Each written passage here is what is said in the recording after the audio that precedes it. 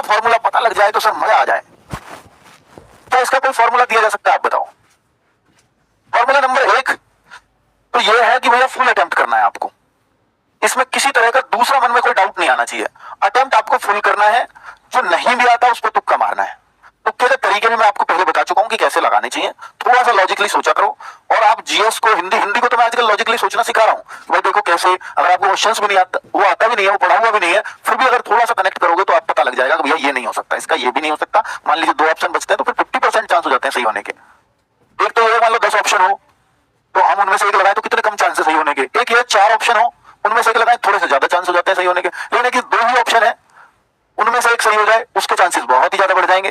तो मैं वो सिखाना रहा हूं आपको कि 2 ऑप्शन एलिमिनेट कर पाओ, एक ऑप्शन एलिमिनेट कर पाओ, तुक्का लगाना हो तो फिर ऐसे किया करो। आज 3 ही ऑप्शन आप एलिमिनेट कर दो फिर तो उत्तर ही मिल गया आपको। और कई बार हमें क्वेश्चन नहीं आता, हम ऑप्शन एलिमिनेट से बिल्कुल करेक्ट और विश्वास के साथ करेक्ट करके आते हैं, क्योंकि हमें पता 3 ऑप्शन हमने गलत साबित कर दिए। तो वो तरीका आपको अपनाने होंगे अगर क्वेश्चन नहीं आते हैं तो। ठीक है, तो फुल अटेम्प्ट तो सबको ही करना है। और बच्चों ये जरूर करो कि गलती कहां हुई है, गलती कहां हुई है।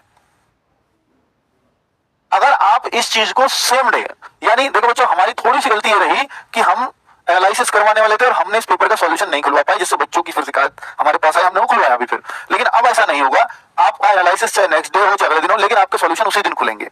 सेम डे एनालिसिस आपको करना होगा अपने पेपर का, सेम डे एनालिसिस। गलती कहां हुई जब तक ये पता नहीं लगेगा ना, तब तक कोई अर्थ नहीं है किसी भी एनालिसिस का। देखो ये अगर आप पेपर को देने में आपको 2 घंटे लगते हैं तो 2 घंटे एनालिसिस में लगाओ। आप ये कहोगे ये तो कोई पढ़ाई थोड़ी है, ये बहुत कुछ सिखा रहा है आपको। आप करते हो ना पेपर में कि मैं आते हुए प्रश्न को गलत कराया, ये उस चीज को कम कराएगा आपका। आप ये देखो कि भाई देखो मैं मैथ्स में कौन कौन से मुझसे गलत हुए हैं, और आप फिर ये देखो कि यार ये गलत क्यों हुआ, ये तो सही होना चाहिए था। फिर ये सोचो कि मेरे दिमाग में उस समय क्या चल रहा था। बार बार ये बात बोल रहा हूं मैं, रीजनिंग में सेम कि मेरे दिमाग में उस समय क्या चल रहा था जब मैं इस उत्तर को लगा रहा था। तो आपको खुद जवाब मिल जाएगा, भैया मेरे दिमाग में ऐसे भी चलता है। और जब आप ओरिजिनली पेपर में उसको देते हो, यानी दूसरे मौके में आप उस पेपर को दोगे, उस क्वेश्चन उस टाइप का क्वेश्चन आएगा तो आपका दिमाग उस बात पे काम करता है, अरे यार मैं इसमें ऐसी गलती भी कर जाता हूँ, कहीं मैं वो तो नहीं कर रहा इसमें गलती। तो फिर वो आपको गलती होने से बच जाती है। आप कभी आजमा के देखो इसको, होगा। सेम डे एनालिसिस करने से ये फायदा हमेशा होगा, और स्पेशली मैथ रीजनिंग का सेम डे एनालिसिस ये बहुत जरूरी है। और जो क्वेश्चंस आपको अगर आ नहीं रहे हैं, जैसे जो चैप्टर्स सर ये तो मेरे सर के ऊपर से ही जाते हैं, उन चैप्टर्स को मत पढ़ना। मैथ रीजनिंग में एटलीस्ट मत पढ़ना, रीजनिंग में ऐसा चैप्टर होता भी नहीं है। आपके सर रीजनिंग मेरी एकदम कंप्लीट है, बस 1-2 चैप्टर पूर्ण धारणा वाले और ये वाले, ये सबके ऐसे होते हैं। थोड़ी सी और देख लो एक आध वीडियो, बस इससे ज्यादा मत देखो। ठीक है, सबके ही ऐसे होते हैं। आपके सर नंबर से जो अटक जाता है सब अटकते हैं, आप बस बेसिक जानो कि हाँ लॉजिक ये ऐसे ऐसे लग जाते हैं इनमें, बस उतना ही। जिसको भाई नंबर सीरीज ऐसी चीज है कि वो किसी को भी अटका सकती है, तो ऐसी चीजों से मत कोई जिद नहीं करनी है हमें। मैथ में अगर कोई चैप्टर ये है कि ये तो मुझे बहुत टफ लगता है, तो उस टफ को आप मत छेड़ना। अब बस उनको देख लो जो आपको आसान लगते हैं, और उनमें से भी प्रश्न गलत हो रहे हैं तो उनको थोड़ा सा और अपना स्ट्रॉन्ग करना है मेरे को, तो आपका स्कोर अपने आप छलांगे मारता आपको दिखेगा। हिंदी में मैं देखूं मैं किस चैप्टर से बार बार गलत कर रहा हूं क्वेश्चंस को, उस चैप्टर को आगे अगले हफ्ते तो गलत नहीं होने दूंगा। कम से कम 2-3 चैप्टर का ऐसे हिंदी में प्रण लो कि ये 2-3 चैप्टर मेरे रेगुलर गलत हो रहे हैं, इन 2-3 चैप्टर को आगे मैं कभी गलत ना होने दूंगा।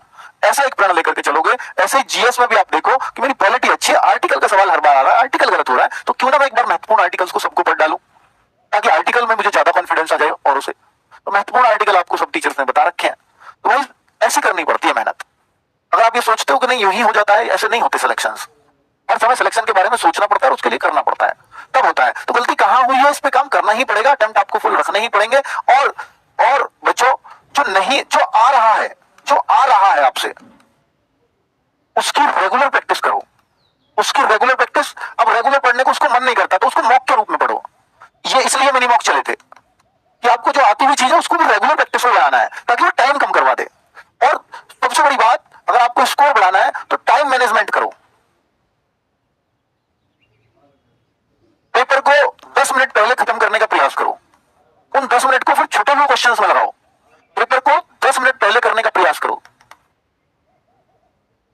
तो ये चीजें अगर आप करोगे यहां मॉक में, तो आपको आपके नंबर अपने आप इंक्रीज होते दिखेंगे। अगर आप कहोगे सर मेरे 10 मिनट क्या, मेरे को पेपर भी टाइम पे नहीं होता, तो फिर ये आपका स्कोर अच्छा नहीं होने देगा कभी भी।